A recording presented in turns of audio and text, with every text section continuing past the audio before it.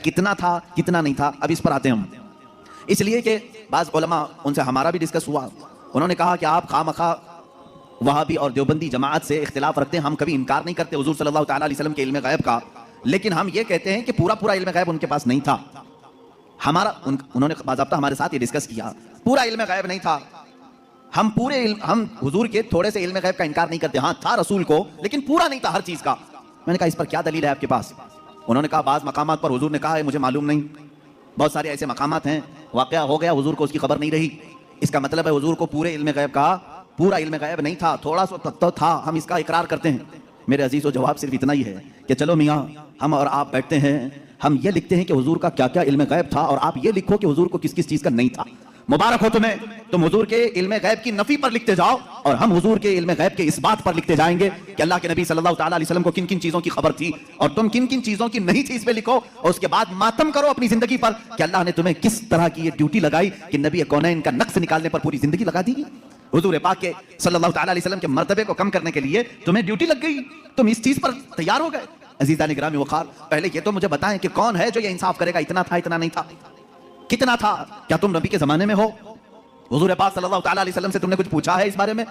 चलो अगर 100 चीजों का इल्म था हुजूर सल्लल्लाहु तआला, या इल्म गैब अगर 100 को कहते हैं तो तुम बताओ हुजूर के पास 70 था कि 75 था कि 80 था कि 82 था? कोई हद है तुम्हारे पास? नहीं बता सकेंगे, मेरा चैलेंज है।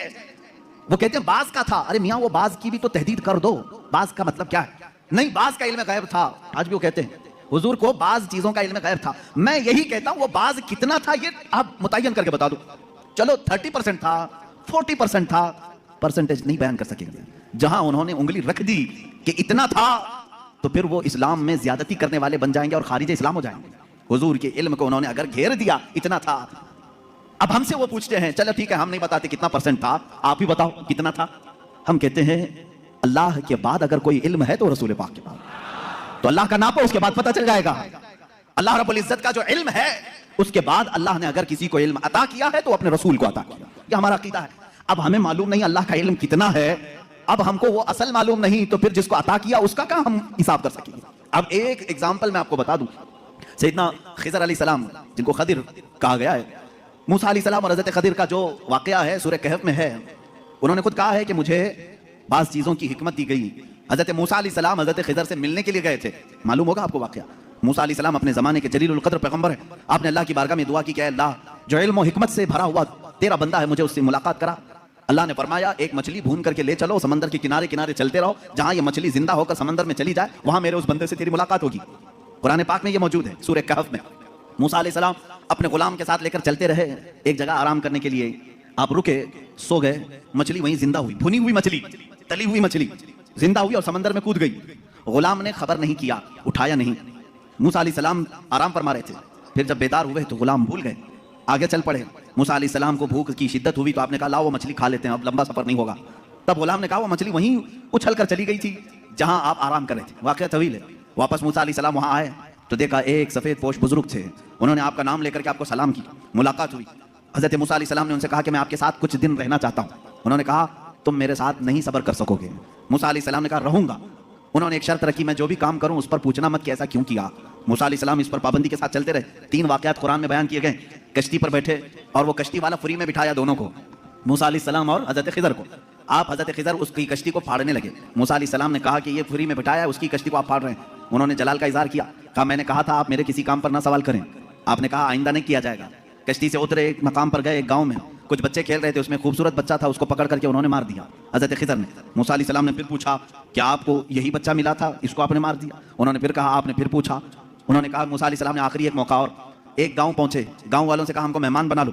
गांव वालों ने इनकार कर दिया, हम दोनों को मेहमान नहीं रखेंगे और ना खाना खिलाएंगे। वो वहां से निकले, उस गांव की एक दीवार गिर रही थी। मूसा अलैहिस्सलाम से हजरत खिज़र ने कहा चलो दोनों मिलकर के दीवार को सीधी करते हैं। मूसा अलैहिस्सलाम ने कहा एक तो गांव वालों ने खाना भी नहीं खिलाया, मेहमान भी नहीं बनाया, इनकी दीवार को हम क्यों सही करें, और आपने ऐसा क्यों किया? हजरत खिज़र ने कहा अब यहाँ से तुम्हारा और हमारे जुदाई का रास्ता, हादा फिराक़ु बैनी व बैनक सउनब्बिउका बितअवील मा लम तस्तति अलैहि सबरा। कुरान कहता है अब खिज़र अलैहिस्सलाम ने कहा जिस पर आपको सब्र नहीं हुआ उसमें से हर एक की मैं हिकमत बताता हूँ। इसके पीछे छुपा हुआ गैब का इल्म क्या था, ये कौन कह रहा है? सैयदना खिज़र अलैहिस्सलाम। इसके पीछे छुपे हुए राज क्या थे? वो कश्ती जिसमें हम बैठे थे, मैंने इसलिए फाड़ा कि किनारे एक बादशाह जालिम जो अच्छी कश्तियों को देख करके गसब कर लेता था, लूट लेता था, मैंने उस पर एहसान करके थोड़ा सा ऐब लगा दिया ताकि इस मजदूर की कश्ती को बादशाह हड़प ना ले, गसब ना कर ले। ये इसके अंदर छुपा हुआ गैब था, गैब का इल्म था।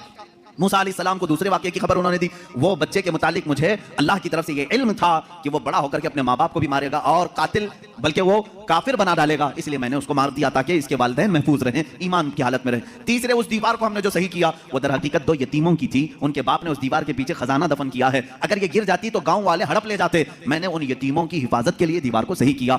ये 3 गैब की खबरें बताते हैं हजरत खिज़र। उसके बाद जो बात है खिज़र, सैयदना खिज़र, इनके मुतालिक खुद इख्तिलाफ है कि ये नबी थे कि वली थे, नबी थे कि वली थे। बाज़ उलमा ने कहा बनी इसराइल के नबी थे, बाज़ उलमा ने कहा नहीं वो अपने वक्त के वली थे। बहरहाल अल्लाह ने उनको इल्म हिकमत अता किया था। अब आओ मैं आपको बताता हूं कितना दिया था।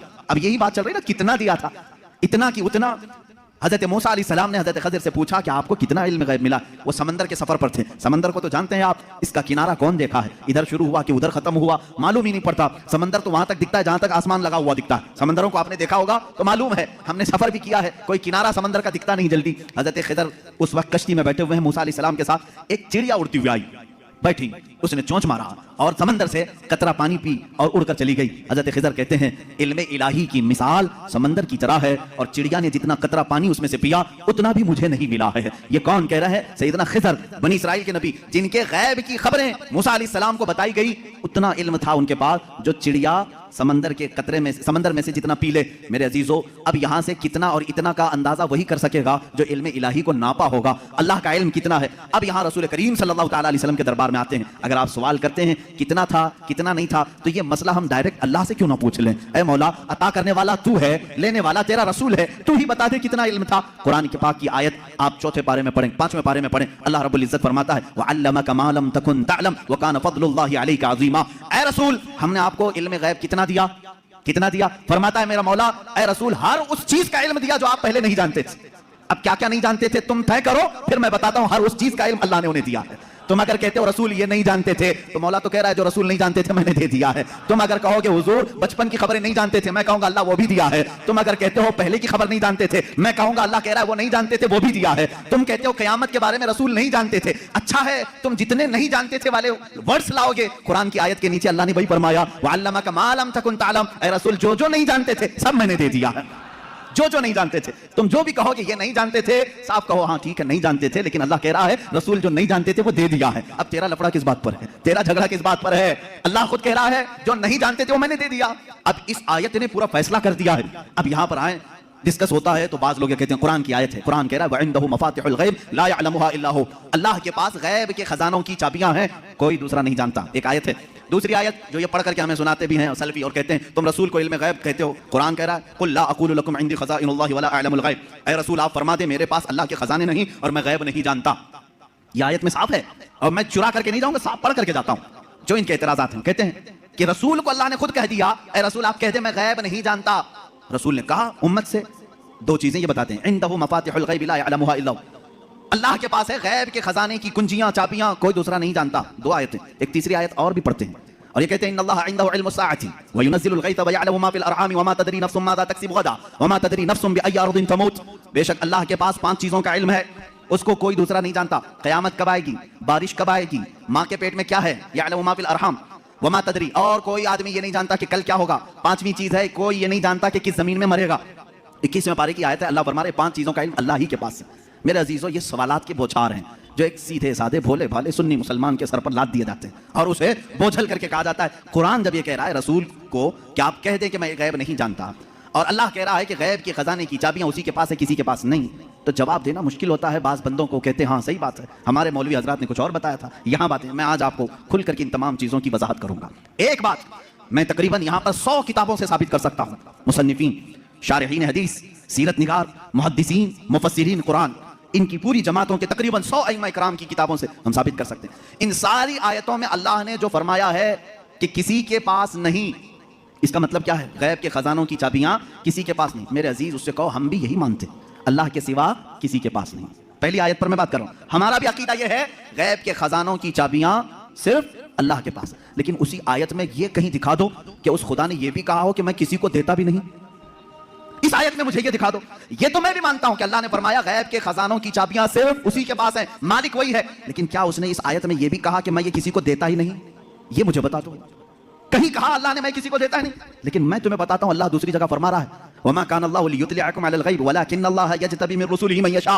अल्लाह रब्बुल इज्जत के पास इल्म गैब के खजाने हैं, कोई दूसरा इसका मालिक नहीं। हाँ अल्लाह फरमाता है वलाकिन्नल्लाह, लेकिन अल्लाह अपने बंदों में से जिसे चाहता है गैब के खजाने देता है। एक तरफ तो रब ताला फरमा रहे हैं, अब समझ में आई बात। दूसरी आयत ये नहीं पढ़ते, ये चुरा के जाते हैं। मैंने ये जो एतराज करते हैं वो भी आयत पढ़ी, और जवाब में जो आयत पढ़नी चाहिए थी वो भी मैंने पढ़ी। अल्लाह ने फरमाया बिल्कुल सच है, हमारा अकीदा भी यही है, गैब के खजानों की चाबियों का मालिक सिर्फ अल्लाह है। लेकिन उसने कहीं कुरान में ये नहीं कहा कि मैं चाबियां किसी को नहीं देता, कहीं कहा अल्लाह ताला ने, बल्कि रसूल से पूछते हैं। मेरे आका सल्लल्लाहु ताला अलैहि वसल्लम खुद फरमाते हैं, हदीस पाक है, सही हदीस है, उअतीतु मफातीह खज़ाइनिल अर्द। मेराज की रात आपको अल्लाह ने क्या क्या दिया? हुजूर फरमाते हैं, मुझे जमीन के सारे खजानों की चाबियां अल्लाह ने दी। रब है मोती ये है कासिम, रिस्क उसका है खिलाते ये हैं। टेंशन तीसरे को क्यों है? तकलीफ तीसरे को क्यों है? अल्लाह फरमा रहा है देना चाहे वो अपने बंदों में से जिसको चाहे दे दे। एक आयत ये है। अब दूसरी बात, आप ए रसूल फरमाते हैं कि मैं गैब नहीं जानता। एक आयत ये भी पढ़ करके बता, देखो 7वें पारे में है, अल्लाह ने फरमाया ए रसूल आप कहते हैं मैं गैब नहीं जानता। इसका मतलब क्या है जब रसूल खुद फरमा रहे हैं मैं गैब नहीं जानता? अज़ीज़ान गिरामी वक़ार, हर आयत का पस मंजर देखना होगा कि आयत क्यों नाजिल हुई, किस मकाम पर नाजिल हुई। अज़ीज़ान गिरामी वक़ार, रसूल करीम सल्लल्लाहु ताला अलैहि वसल्लम के लिए कोई ये अकीदा ना गढ़ ले कि जैसे खुदा का इल्म है वैसे रसूल का भी इल्म है। ये शिर्क हो जाएगा। किसी सुन्नी का ये अकीदा है? क्या आप रसूल को खुदा के बराबर समझते हैं? रसूल का इल्म खुदा के इल्म के बराबर है? नहीं। अल्लाह का इल्म उसका अपना जाती इल्म है, और रसूल का जो इल्म है वो अता किया हुआ है। खुदा को किसी ने अता किया, लेकिन रसूल को अल्लाह ने अता किया है। अब यहां पर अल्लाह ने जो रसूल से फरमाया ए रसूल आप कहते हैं मैं गैब नहीं जानता, इसका मतलब वैसा गैब जो अल्लाह का है वो मैं नहीं जानता, हाँ वो सब जानता हूं जो अल्लाह ने मुझे दिया है। बात समझ में आ गई? ये दूसरी आयत हो गई। तीसरी आयत, जो 5 चीजों का इल्म अल्लाह के पास है, वो कौन कौन सी 5 चीजें? मैंने बता दिया। क़यामत कब आएगी, माँ के पेट में क्या है, बारिश कब आएगी, कौन कहां मरेगा, और कल क्या होने वाला है। ये 5 चीजें 21वें पारे में अल्लाह ने फरमाया। ये बहुत सारे लोग एतराज के तौर पर इसी आयत को पेश करते हैं, कहते हैं देखो रसूल को अल्लाह ने इन चीजों से भी दूर रखा था, ये 5 चीजों की खबरें नहीं। जबकि आप हदीसें पढ़ें तो ये 5 चीजों की खबरें हुजूर ने दी हैं। कुरान कह रहा है इसका इल्म किसी के पास नहीं, और रसूल यहां खबरें दे रहे हैं। एक टुकड़ा उसमें से मैं बता दूं, एक टुकड़ा अल्लाह के नबी सल्लल्लाहु ताला अलैहि वसल्लम की हदीस की तरफ मैं ले जाऊंगा। कुरान की आयत का एक टुकड़ा, कौन कहां मरेगा ये नहीं जानता कोई। वमा तदरी नफ्सुम बिअय्यि अर्दिन तमूत, लेकिन जंग बदर का मौका है, दूसरे दिन जंग होने वाली है। रात के वक्त मेरे आका सल्लल्लाहु अलैहि वसल्लम अपने हाथ में छड़ी लेकर के चल रहे हैं। मुस्लिम शरीफ की हदीस है, सही मुस्लिम शरीफ की हदीस। हुजूर सल्लल्लाहु ताला अलैहि वसल्लम अपने हाथ में लकड़ी लेकर मैदान में आए। अपने सहाबा को हौसला दिलाना था कि तुम घबराओ मत, कल क्या होने वाला है मैं बताता हूं। कुरान कह रहा है कल क्या होने वाला है वो किसी को नहीं मालूम, और रसूल क्या टकराव है क्या रसूल में और कुरान में? मैं इसको बताऊंगा मेरे अजीज, जवाब के जरिए से। कोई टकराव नहीं, टकराव तो इनके पेट में। यहां हुजूर पाक सल्लल्लाहु ताला अलैहि वसल्लम ने अपनी लकड़ी उठाई और सहाबा से कहा इधर हटो, एक गोल लकीर खींची और फरमाया देखना कल जंग खत्म होने के बाद अबू जहल यहां मरेगा, अबू जहल गिर करके यहीं मरा होगा। दूसरा दायरा खींचा और एक काफिर का नाम लिया, कहा यहां उतबा मरेगा, यहां शैबा मरेगा। कुरान कह रहा है कौन कहां मरेगा ये किसी को नहीं मालूम, और रसूल लकीर खींच करके बता रहे हैं अबू जहल यहां मरेगा। अब जिस सहाबी ने ये हदीस रिवायत की है, आप हदीस के आगे के अल्फाज पढ़ें, इनकार की गुंजाइश उनके पास भी नहीं, इसलिए कि मुस्लिम शरीफ की हदीस है। मुस्लिम शरीफ की हदीस है जो बुखारी का दर्जा भी रखती है बाज मकामात पर। मेरे अजीजों साहब कहते हैं जंग हुई, खत्म हुई, दूसरे दिन हम फतह का जश्न मना रहे थे, लेकिन मैदान में जब काफिरों की लाशें घसीटने के लिए आए तो हमने देखा रसूल पाक सल्लल्लाहु अलैहि वसल्लम ने जो दायरा खींचा था जिसके नाम का, वो एक बाल बराबर भी बाहर नहीं गिरा था, वहीं गिर। अबू जहल के लिए जो पिंजरा बनाया गया था उसी में मरा है। उतबा और शैबा के लिए जो डेडलाइन खींची गई थी वहीं उनका डेड हुआ है, आखिरी वहीं खत्म हुए हैं।